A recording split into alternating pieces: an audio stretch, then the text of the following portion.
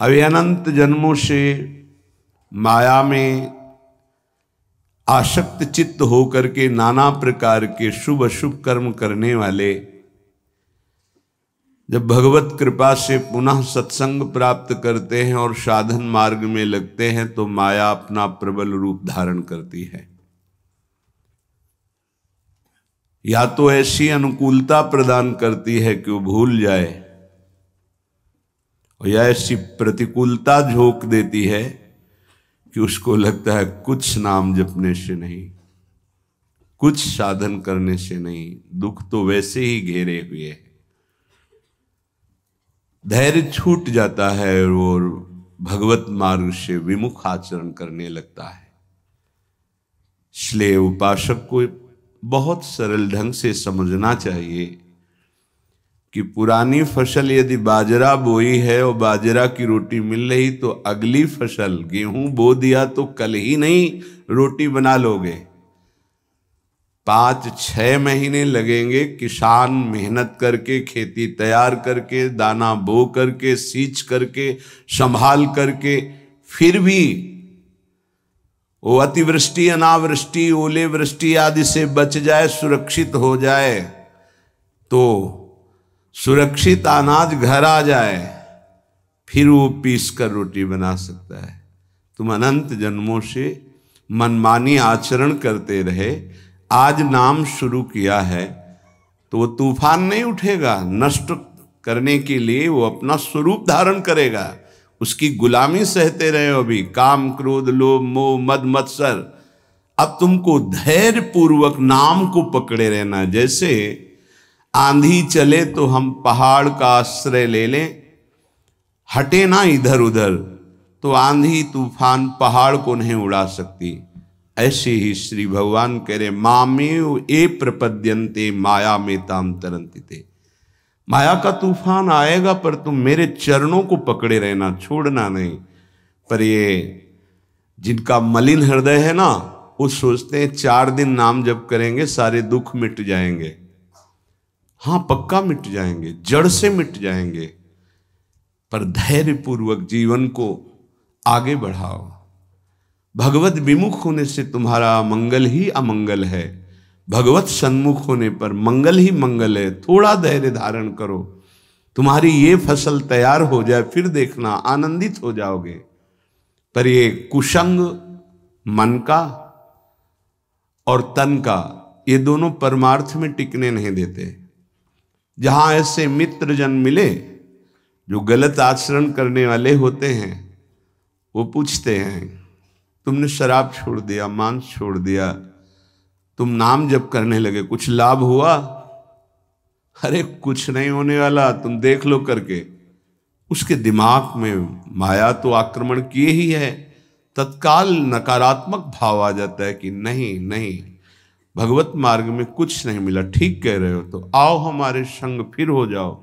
फिर वो माया के मलिन आचरणों में उतर जाता है। वो संत द्रोह, भगवत द्रोह उसके हृदय में अपना स्थान बना लेता है। फिर जन्म जन्मांतर, युग युगांतर कब अवसर आएगा भगवत मार्ग में चलने का।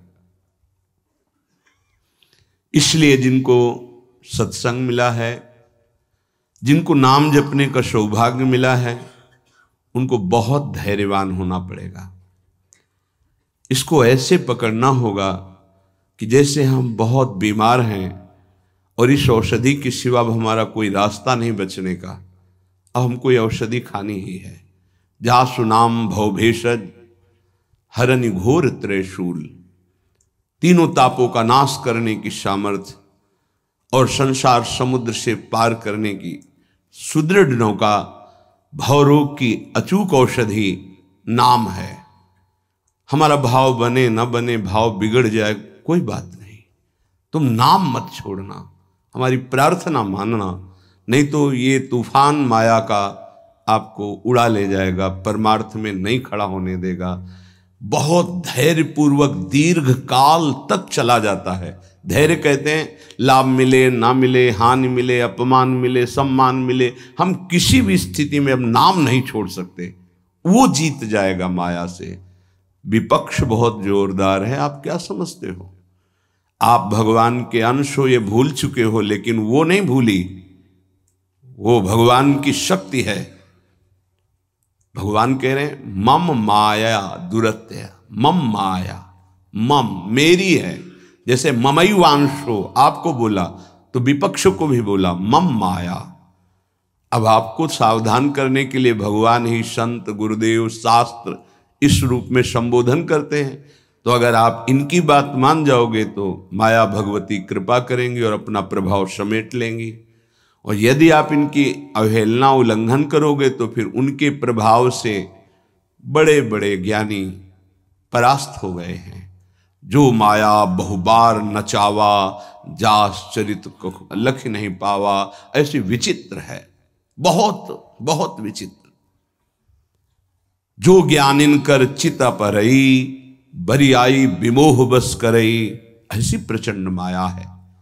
इसलिए जिनके कानों में आवाज पहुंच रही हो, हमारी प्रार्थना है, बहुत जन्मों से भटक रहे हैं, ये दुख सुख के प्रलोभन और भय में आकर के नाम न छोड़ दीजिए। ऐसा भी हो सकता है कि नाम जपना शुरू करें, आपकी नौकरी लग जाए, आपका काम बन जाए, आपकी अनुकूलता बढ़ जाए। ये नाम का फल नहीं है, ध्यान रखना, ये नाम का फल नहीं है। हम स्पष्ट आपको कह रहे हैं कि जब से आपने नाम जपना शुरू किया आपका सब मंगल होने लगा, ये नहीं है। ये आपके पुण्यों का है, पूर्व पुण्यों का है। ये नाम आपको सामर्थ्य देखा, दुख और सुख दोनों सहकर परमानंद की प्राप्ति, ये विषयानंद नाम के फल से नहीं। आप नाम जपना शुरू किए, सब कुछ बिगड़ना शुरू हो गया, ये नाम का फल नहीं है, ये आपके पाप नष्ट हो रहे हैं। विवेक पूर्वक चलिए। अगर विवेक नहीं धारण करेंगे तो फिर सब मार्ग छूट जाएगा। विवेक इसी से उत्पन्न होता है, सत्संग से। जहां विवेक जागृत हुआ वो आपको टिका देगा परमार्थ में, नहीं तो बहुत बलवती भगवान की माया है। जब लोगों के विचार सुने तो लगता है कैसे निकल पाएंगे इस माया से। आप निकलना ना चाहे तो किसी की सामर्थ्य नहीं कि आपको निकाल सके। स्वयं श्री भगवान आपके हृदय में बैठे हैं। क्या हो रहा है? दुर्गति हो रही। क्यों? क्योंकि आप नहीं निकलना चाहते, इसलिए। भगवान हृदय में बैठे हैं, नहीं निकल पा रहे हो, बात मान लो। आप निकलना चाहो तो निकल सकते हो, आप न निकलना चाहो तो किसी की ताकत नहीं कि आपको इस माया प्रपंच से निकाल सके। इसलिए आपसे प्रार्थना है कि आप निकलने की कोशिश कीजिए। इसका बड़ा ही प्रलोभन और भुलावा प्रभाव है। प्रलोभन और भुलावा एक क्षण में भुला दे सारे ज्ञान विज्ञान को और अपने में आकर्षित कर दे, उसका नाम माया। ऐसे प्रलोभन फेंक दे कि जानबूझकर तुम भगवान को भूल जाओ और उन प्रलोभनों में लग जाओ, उसका नाम माया। सावधान हो जाइए। इसके प्रलोभनों में, इसके भोगों में आज तक कभी कोई सुखी और तृप्त नहीं हुआ। तुम्हें अब जो मार्ग मिला है ये तृप्ति का मार्ग है। तृप्त हो जाओगे, हाथ उठा के कहोगे अब कछुनाथ न चाहिए मोरे। देख लेना, चलो तो आगे। वैभव, जब ब्रह्मा जी नमस्कार करते हैं तो इससे बड़ा वैभव क्या हो सकता है। भक्त को ब्रह्मा जी भी नमस्कार करते हैं। ब्रह्मा जी की बात जाने दो, जिनके नाभि कमल से ब्रह्मा प्रकट हुए, भगवान भी उनके पीछे पीछे डोलते हैं कि चरण रज पड़ जाए और मैं पावन हो जाऊं। ये केवल अलंकारिक शब्द नहीं है, ऐसा ही है। पग चापू और सेज बिछाऊं, नौकर बनूं हजाम, हाकू बैल बनो गडवारो, बिना तनख्वाह रथवान, यही तो मेरे मन में ठनी, भगत मेरे मुकुटमणि। मैं भक्तन को दास, भगत मेरे मुकुटमणि। ये मार्ग आप चयन किए हैं भगवत कृपा से, तो इसमें आपको टिकना होगा, इसमें आपको परीक्षा देनी होगी। जितना पढ़ाया जाता है उतनी ही परीक्षा होती है, उसके आगे नहीं होती। ध्यान रखना, अध्यापक जितना आपको पढ़ाता है उसी पे प्रश्न करता है। तो जितना आपको सत्संग सुनाया गया, जितने में आपकी भूमिका भक्ति की है जैसी भी, उतना ही प्रश्न होगा, उसके आगे प्रश्न नहीं होगा। उतने पे तो आपको सफल होना पड़ेगा। नहीं सफल होगे तो फिर पढ़ाई कीजिए, फिर प्रश्न आएगा। जब आपको परमार्थ पद में, परम पद में आरूढ़ होना है तो आपको ये निर्णय करना ही पड़ेगा। एक तरफ माया है, एक तरफ भगवान है। माया को साधन बनाकर भगवान की प्राप्ति की जाती है, भगवान को साधन बनाकर माया की प्राप्ति नहीं की जाती। प्रायः लोग इसी भुलावे में हैं कि भगवान को साधन बना लेते हैं और माया साध्य बन जाती है। मुझे ये चाहिए, नहीं मिला तो तुम भगवान नहीं। ये परमार्थ ऐसे नहीं चला जाता, धैर्य पूर्वक चला जाता है। अगर धैर्य का अवलंबन नहीं लेंगे, विवेक का प्रयोग नहीं करेंगे, विवेक है आपके पास, ऐसा नहीं कि आपके पास विवेक नहीं है, पर आपका विवेक ढका हुआ है। ये सत्संग उसी विवेक को जागृत करता है। आप सत्संगी हो, आप भुलावे में मत आइए। ये माया अपने पार्षदों के द्वारा आपको ठगना चाहेगी। आपने प्रभु को छोड़ दिया, प्रभु की क्या हानि होगी? आप अपनी दशा पर विचार कीजिए, डूब जाओगे। ये माया डुबो देगी। अनंत जन्म भटकते भटकते आज अवसर मिला है भगवत प्राप्ति का, ये आप जान नहीं पा रहे हैं। ये अवसर चला गया तो फिर आप पछताएंगे। कोई अवसर हाथ नहीं मिलेगा।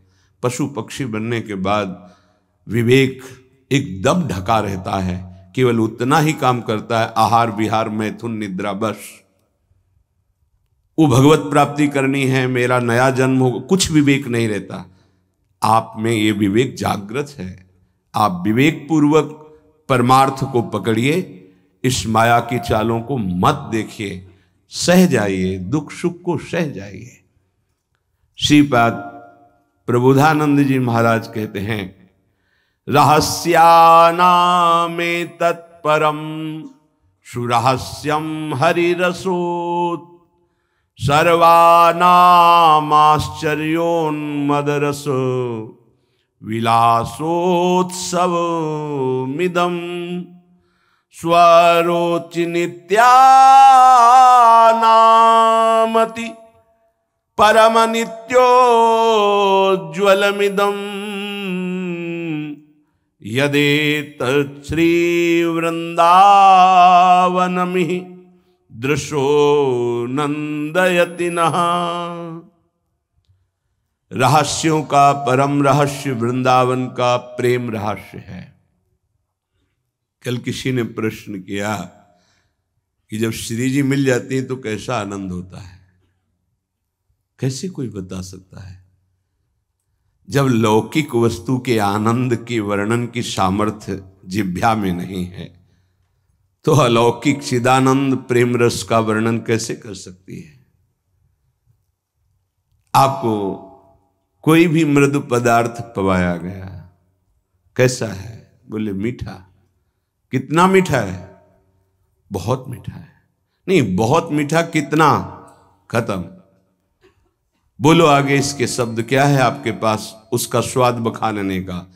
उत्तर हो सकता है कि आप पाकर देख लीजिए, अन्यथा नहीं। जब प्राकृतिक मायाकृत वस्तु के आनंद का आप वर्णन करने में असमर्थ हैं तो चिदानंद को कैसे वर्णन कर सकते, जहां वाणी का ही प्रवेश नहीं है। रहस्यानामेतत्, जितने आनंद के रहस्य हैं, बहुत सी साधनाओं में आनंद है। परम सुरहस्यम हरिरसोत, ये परम रहस्यमय वृंदावन का प्रेम रस है। देख देख फूल भई। आह, जब अत्यंत आसक्ति ममता प्रिया प्रीतम से हो जाती है, उनका नाम जप करते हुए, लीला गायन करते हुए, रसिकों की कृपा प्रसाद से जब ऐसी ममता हो जाती, मेरी श्यामा जो, मेरे लाल जो, तब जाकर के हृदय में ये फूल भई। वो मुस्कुरा रहे, वन विहार कर रहे, वो झूल रहे, नौका विहार कर रहे, खेल रहे, उपासक का हृदय परमानंद की बाढ़ में आ रहा है। बड़ा ये रहस्यमय आनंद है। देखो, अपने बच्चे को जब खेलते हुए मां देखती है तो उसके हृदय में जो होता है वो कोई दूसरी माता अनुमान भी नहीं लगा सकती है। नवीन बधू और उसका बेटा दोनों एक कांत कमरे में बैठे हास प्रयास कर रहे हैं, और वो कहीं से देख पाई मां, तो उसके हृदय में क्या होगा? एक अद्भुत आनंद, और वो मनाएगी, हे विधाता, आपने मेरी मनोकामना पूर्ण कर दी। मेरे बेटा बहू जैसे हंस रहे, खेल रहे, सदैव ऐसे आनंदित रहे। ऐसे बेटे को खेलते देखकर उसको आनंद हो रहा है। छोटी सी मायाकृत ममता में उसका हृदय आशीष देता है, आशीर्वाद देता है।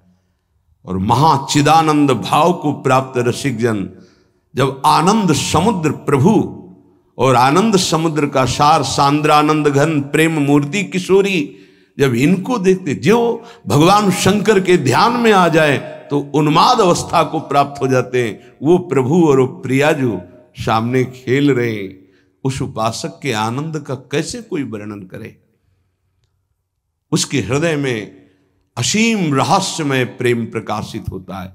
रहस्यानाम मेतत, जितने रहस्यमय आनंद है उन सब आनंदों का परम सुरहस्यम, परम रहस्य में जो प्रेमानंद है वो वृंदावन प्रदान करता है। हरि रसोत, अभी किसी संग के प्रभाव से थोड़ा आनंद स्फुरित होता है। जैसे सत्संग सुन रहे, कोई भावात्मक बात आई, आपको आनंद, ये स्रोत नहीं है, ये संग का प्रभाव है कुछ क्षण के लिए। जैसे कोई कहते हैं जब मैं वृंदावन आता हूं तो हमारा मन भक्ति में रम जाता है, पर जब यहां से जाता हूं तो कुछ ही समय बाद वो बात नहीं रहती है। क्यों? क्योंकि यहां का प्रभाव है, यहां भक्ति नृत्य कर रही है, और यहां साधु मंडली में आप बैठ करके भगवत चर्चा सुनते हैं, आपके तत्काल पाप नष्ट हो रहे हैं। दरस परस अघनाश, आप दर्शन कर रहे हैं। आप सामूहिक रूप से बैठे हैं, इस सभा में आप ही नहीं बैठे हैं, इस सभा में प्रभु भी बैठे हैं।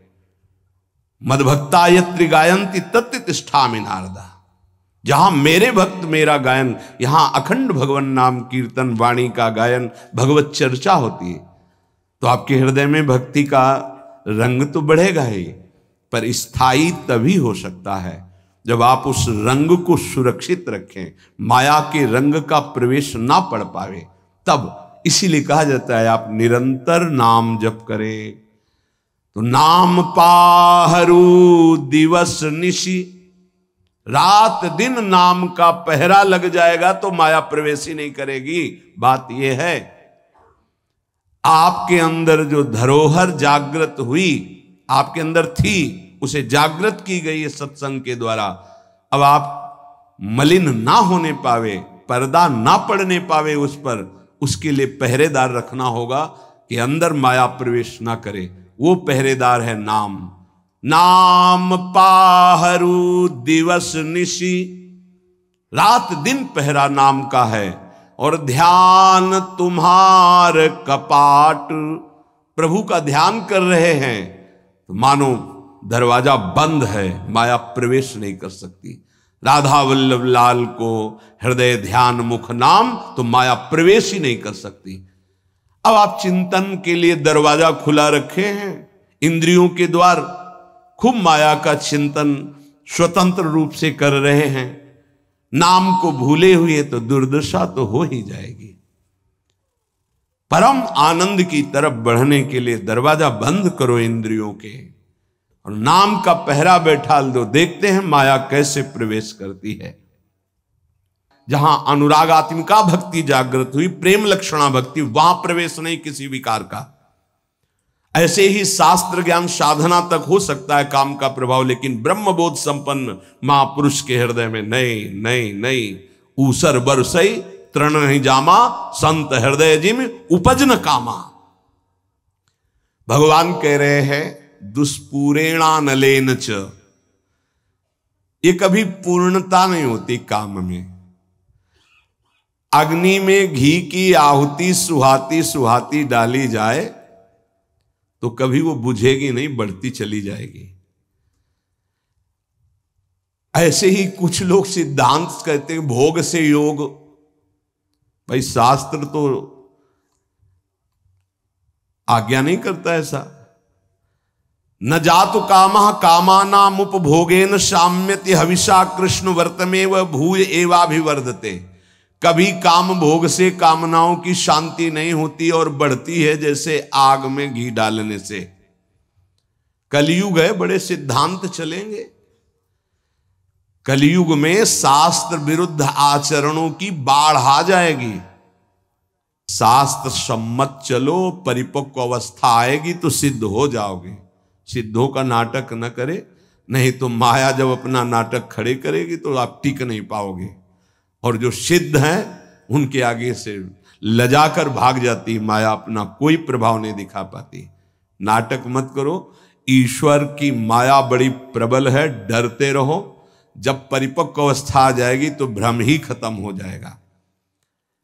आजकल नए नए सिद्धांत बनाए जाते, नई नई बातें प्रकट की जाती हैं। ये समझ में नहीं आता कि शास्त्र सम्मत आचरण करने वाला महापुरुष ही सिद्ध होता है, शास्त्र विरुद्ध आचरण करने वाला नहीं। जिस समय माया ये देखेगी कि तुम मायापति के भी ऊपर सिद्ध हो गए हो, फिर वो जब प्रश्नवाचक चिन्ह खड़ा करेगी तो फिर नहीं निकल पाओगे। यहां बड़े बड़े झुक के निकले हैं, कोई भी हो। इसलिए हर उपासक से प्रार्थना है कि दंभ नाटक पाखंड न किया जाए। धैर्य पूर्वक चलोगे तो सिद्ध हो जाओगे। तुम्हारा जन्म ही हुआ है सिद्ध होने के लिए। कभी भोगों से योग की प्राप्ति नहीं होती। जगत गुरु भगवान श्री कृष्ण से बढ़कर कोई ज्ञानी नहीं है। त्यागात शांतिरनंतरम भगवान के शब्द हैं, और ये भी भगवान के शब्द हैं। और लोगों का मन यही चाहता है कि कोई ऐसा मार्ग मिले जिससे मनमानी भोग भोगने को मिले और योग भी हो जाए। फिर क्या है, फिर तो भीड़ वही लगेगी जहां भोग से योग है। भोग त्याग से योग, उसमें तो कोई बिरला। कोई एक पाव भगत जी में मोरी। आज शास्त्र की मर्यादा को ही नहीं समझा जाता है। जो जितना मन, फिर अंत में बड़ी दुर्गति होती है। मनमानी आचरण करने वाले की अंत में बड़ी दुर्गति होती है। इसलिए सावधान, तस्मात् शास्त्रम प्रमाण। आज तक ऐसा कोई सिद्ध महापुरुष नहीं हुआ जो शास्त्र मर्यादा के विपरीत आचरण सिद्ध होके करता हो। साधन काल में शास्त्र मर्यादा से चलने वाला ही सिद्ध होता है, तो उसका स्वभाव शास्त्र मर्यादा बन जाता है। बड़े बड़े महापुरुषों के दर्शन हुए, कभी शास्त्र मर्यादा के विपरीत आचरण नहीं हुए। वृंदावन में भी, गंगा किनारे भी एक से एक महान सिद्ध पुरुष। शास्त्र मर्यादा के विपरीत आचरण कभी सिद्ध नहीं होता। शास्त्र आज्ञा कर रहा है, भगवान आज्ञा कर रहे हैं कि दुष्पूरेणानलेन च, कभी भोगों से शांति नहीं प्राप्त हो सकती। कामना जितनी भोग भोगते जाओगे उतनी बढ़ती चली जाएगी, तृप्ति नहीं होगी। कामना अग्नि की तरह है, जितना भोग भोगते जाओगे उतने ऐसे घी डाल रहे हो, वो बढ़ती चली जा रही। भोग भोगोगे, भोगों के संग्रह करने की इच्छा बढ़ती चली जाएगी, भूख बढ़ती चली जाएगी। और इतना तुम समझ लो, तुम चैतन्य हो और भोग जड़ है, कभी तुम्हारी तृप्ति नहीं हो सकती। जड़ से कभी तृप्ति नहीं हो सकती। ये जड़ शरीर है और तुम चैतन्य हो। चैतन्य की जड़ से कभी तृप्ति नहीं हो सकती। इसलिए जैसे 100 रुपए की कामना हो, 100 मिल जाए तो 1000 की, 1000 हो तो लाख की, लाख की, करोड़ करोड़ की, अरब की, और ऐसे अरबों खरबों बन जाए तो भारत का नंबर 1 धनी। फिर विश्व में कितना बोले, अभी तो 10वां नंबर है, नहीं 1 नंबर में। ऐसी वासना बढ़ती चली जाती, कभी तृप्ति नहीं होती। जब उपासक इस बात को समझ जाता है कि जितनी जिसकी बड़ी वासना उतना वो बड़ा गरीब है। देखो, शास्त्र में गरीब किसे कहते हैं? जिसकी जितनी बड़ी मांग है। एक आदमी 100 रुपया मिला, तृप्त हो गया, छोटा गरीब है ये। एक आदमी 1 करोड़ भी मिला, उसको तृप्ति नहीं, ये बड़ा दरिद्र है, ये बड़ा गरीब है। क्योंकि दरिद्रता भूख, उसकी बड़ी भूख हो गई है। धन की जितनी भूख बढ़ जाती है उतना ही वो दरिद्र माना जाता है। देखो ना, चाह गई चिंता मिटी मनुआ बेपरवाह, जिनको कछु न चाहिए वो साहनपति शाह, वो शहनशाह के भी शहनशाह, वो दरिद्र नहीं गरीब नहीं। सात गाठ कौपीन में इंद्र बापुरो कौन, देख लो गरीब कौन, जिसके धन की बड़ी चाह बढ़ गई है। वास्तव में धन नहीं बाधक है, धन की चाह बाधक है। धन मिल जाए तो साधु सेवा, गौ सेवा, अस्पताल बनवा दे, गरीबों की औषधि के बहुत से बढ़िया मंगलमय कार्य, लेकिन धन की चाह बढ़ जाए तो निरपराध को दंड देना, असमर्थ असहाय को लूट लेना, हिंसा कर देना, न जाने कितने अपराध जागृत हो जाते हैं इस धन की चाह में। वो परमात्मा प्राप्ति की तो बात जाने दो, धर्म भी नहीं समझ पाता है। इसलिए दुष्पूरेणानलेन च, ये कभी पूर्ति नहीं होने वाली कामनाओं की आज तक किसी की नहीं हुई।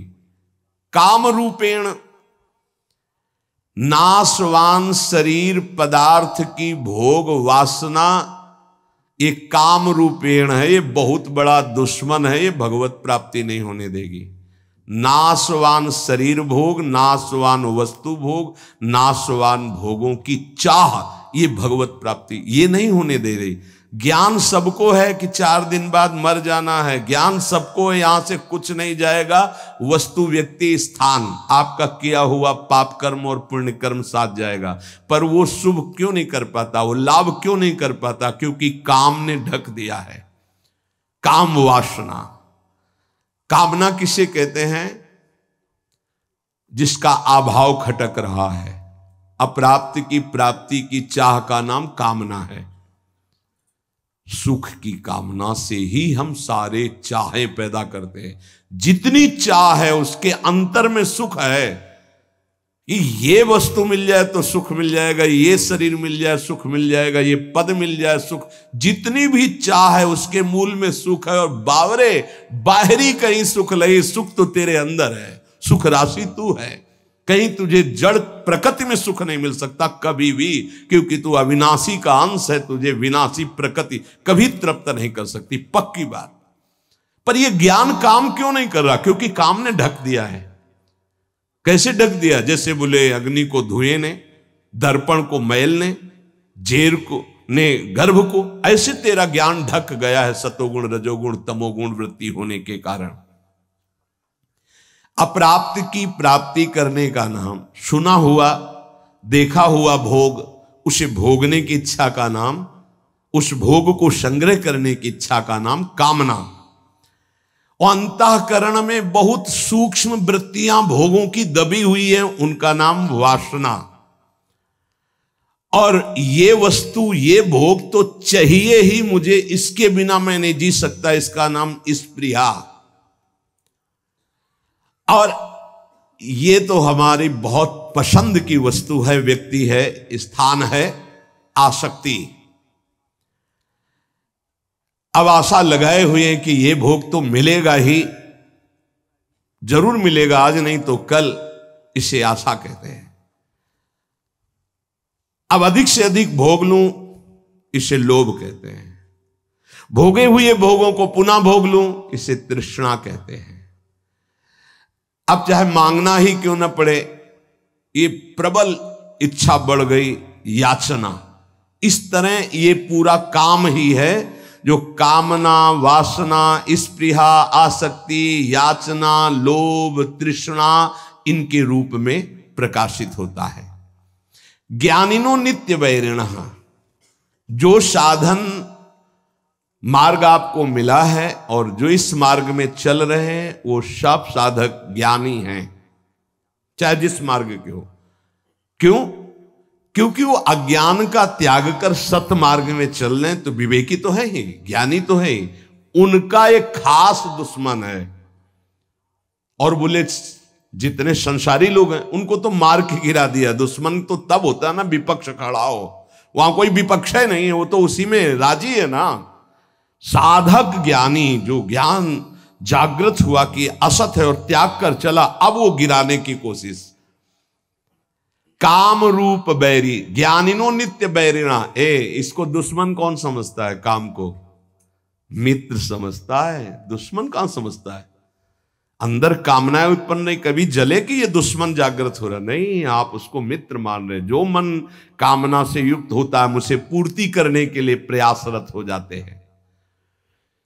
साधन ना करने वालों के लिए ये महान दुखदाई है, पर वो पहचानते नहीं हैं और साधक पहचानता है इसे। भगवान स्वयं कह रहे हैं कि जो विवेकशील मेरी साधना प्राप्ति में लगा है उसका ये नित्य बैरी है। प्रतिपल ये कष्ट देने वाला काम है, यही भगवत प्राप्ति नहीं होने देता। जहां काम तहां राम नहीं, जहां राम नहीं काम, ये एक साथ नहीं रह सकते। और अभी काम है, कामना, इसीलिए अंदर भगवत साक्षात्कार नहीं हो पा रहा।